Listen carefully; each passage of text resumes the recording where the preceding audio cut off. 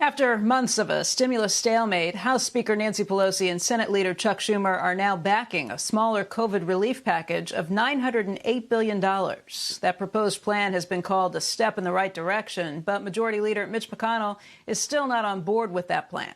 Joining us right now with more on this is Congressman Josh Gottheimer and Congressman Tom Reed. They're the co-chairs of the Bipartisan Problem Solvers Caucus, and they both helped craft the latest relief plan.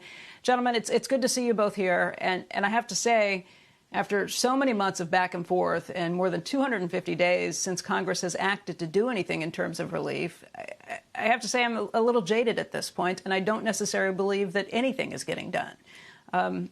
Am I wrong to be jaded at this point? Congressman Gottheimer, I'll start with you. Well, I get why you're jaded. I mean, we're exhausted, too, after how long we've been fighting to get something done. But I really believe now you're seeing the momentum in this next week to get this emergency package into law. And the $908 billion, you've got Democrats and Republicans, both from the House and the Senate, backing this package, this emergency relief package. And I think there's a deep recognition, Becky, that we've got to get something done now. People are really hurting. Small businesses are going out, scores of them every single day. Our local governments need help, and our states need help. And we've got to deliver it before we go home for the holidays. And I think right now is the moment where it's going to get done.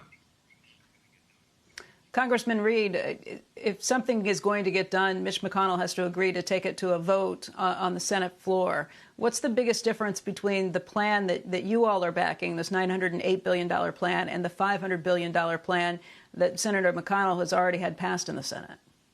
Well, and I think where Senator McConnell also has moved, I think the number now is at $600 billion, is my understanding. And that's getting closer to $908 billion. And I think the one piece that we really have to finalize here is the state and local government piece. And, you know, this is going to require bipartisan support. Mitch McConnell understands that. We understand that in the House, and the White House understands that, talking to all the players involved here. And when you look at what we put forward, $160 billion, you couple that with what we're talking about that's out there in the range of reason to get done, you're right at that $900 billion mark at the end of the day. And I'll just tell you, it's been working together, getting this taken care of. It's time to listen to the American people. And as Josh said, get it done. It's time to do it. Let's get it done before the holidays. Congressman Reed, what's the $600 billion number? What's that include on top of the $500 billion that's already in the Senate bill? That's news to us. Yeah, there's some new information flowing out over the last 72 hours where essentially it wasn't in black and white yet. It was $550 to $700 billion is what the word in D.C. has been on the street, so to speak. So that means we're real close. I mean, you look at where the Democratic leadership was. They were at $1.3 trillion. They're now at $900 billion supporting this bipartisan, bicameral package that we put together.